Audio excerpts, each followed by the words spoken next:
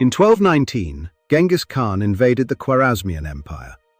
He divided his armies and sent them along different routes. One force crossed the Kizilkum Desert and appeared before Bukhara from an unexpected direction. By February 1220, the city had fallen. One of Central Asia's greatest powers was beginning to collapse. They had already invaded northern China. Within a generation, Mongol armies would reach the Rus lands, Hungary, and Baghdad. How did a coalition from the Mongolian steppe build the largest contiguous land empire in history? The answer begins before the great conquests on the Mongolian plateau. For generations, rival clans and confederations competed for pasture, trade, followers, and survival. Alliances formed quickly and broke just as quickly. Temujin changed that system. Through warfare, negotiation, loyalty, and calculated reward, he defeated or absorbed his rivals. In 1206, an assembly recognized him as Genghis Khan, ruler of a newly united Mongol people. His first great conquest was not China or Central Asia. It was the steppe itself. Genghis Khan reorganized military power around clear units and a strict chain of command. Soldiers were placed in units nominally based on tens, hundreds, thousands, and 10,000s. This weakened older tribal divisions. It also allowed defeated peoples to be absorbed into the army without destroying discipline. Capable commanders could rise through loyalty and proven service, although supreme authority remained with Genghis Khan and his ruling family. Orders traveled through flags, horns, drums, and mounted messengers. Scouts moved ahead of the main force, gathering information about roads, rivers, pasture, fortifications, and enemy movements. Speed mattered, but speed alone was not enough. A Mongol warrior could use several remounts during a campaign, preserving the strength of both rider and horse. Armies could separate across wide distances, then reunite at a chosen point. Feigned retreats drew opponents out of position. Encirclement and pursuit prevented defeated armies from reforming. The Mongols did not simply charge, they planned.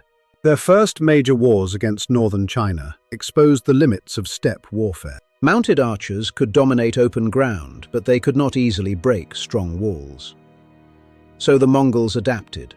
They recruited and compelled Chinese, Khitan, and other conquered specialists. As the empire expanded, Persian and Central Asian engineers, administrators, craftsmen, and soldiers were also drawn into Mongol service. Engineers built siege machines. Miners attacked foundations.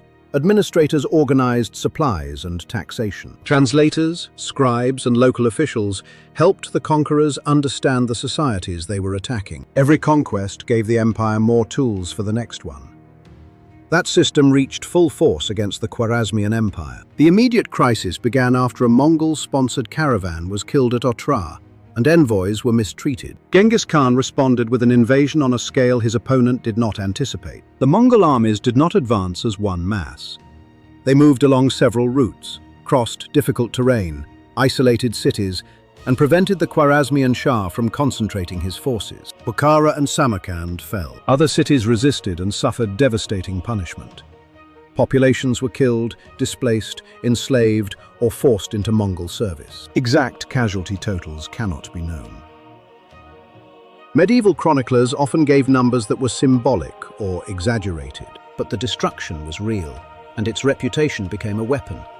The Mongols frequently demanded submission before assault.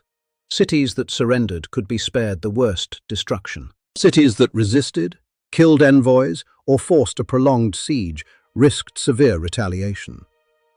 Fear moved ahead of the army. News of one city's fate shaped the decision of the next. After Genghis Khan died in 1227, the expansion continued. That alone revealed the strength of the system he had created. Under Ögedei Khan, Mongol armies destroyed the Jin dynasty, conquered major Rus principalities, and pushed westward under commanders including Batu and Subutai. In 1241, Mongol forces entered Poland and Hungary. At Legnica and Mohi, European armies were defeated by coordinated movement, reconnaissance, deception, and disciplined attack.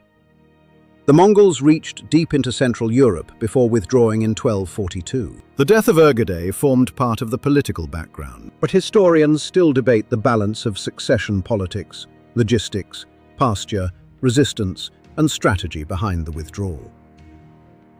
Europe had survived the immediate invasion, It had not defeated the Mongol Empire. The next great expansion came under Mongol Khan. His brother Hülegü led an army into Iran and the Middle East. Major strongholds fell. In 1258, the Mongols captured Baghdad and ended Abbasid political rule in the city. For many observers, the fall of Baghdad seemed almost impossible.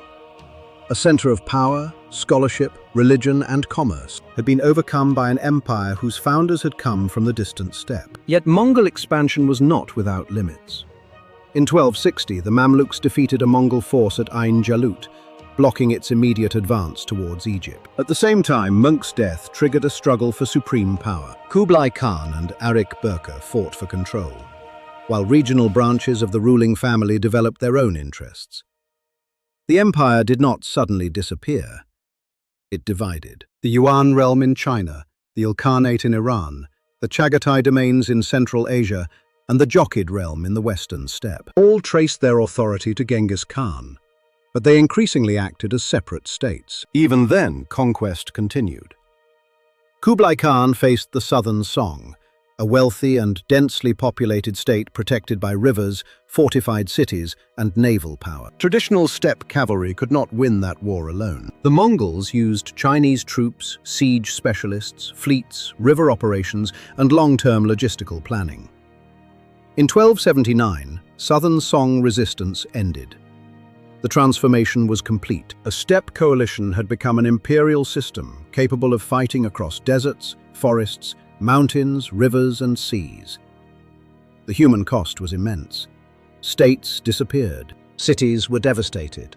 Communities were uprooted. Skilled workers were moved across continents, sometimes through opportunity, often through force.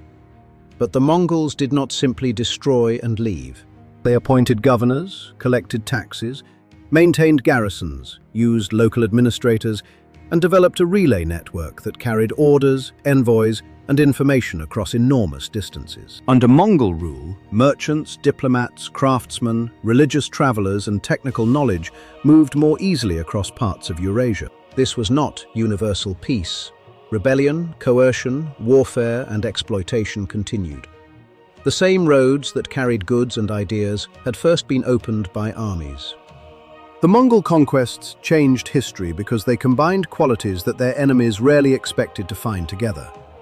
Mobility with discipline, fear with administration, destruction with adaptation.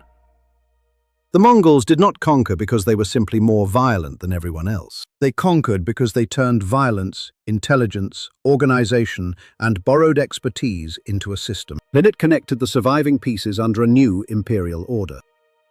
Fault lines of history. Like and subscribe if you would like to hear more documentaries about the turning points that changed civilization.